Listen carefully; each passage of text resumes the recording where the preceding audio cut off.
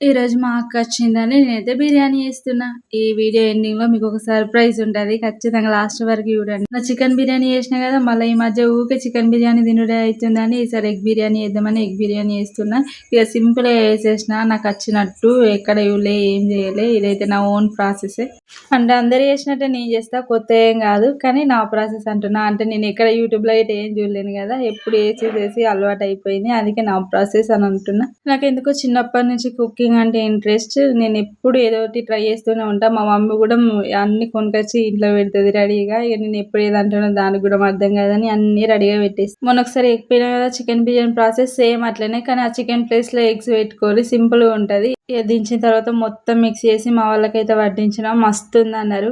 నాకైతే మస్తు అనిపించింది. ఎందుకంటే మనం కష్టపడి చేస్తే నచ్చిందని అంటే మస్తుంటది కదా! సర్ప్రైజ్ అని చెప్పినా కదా! అదే డ్రాగన్ ఫ్రూట్ ఫ్లవర్ మస్తుంది కదా! చూడుర్రి. ఇవాళటికి అయితే ఇంతే. Thank you for watching.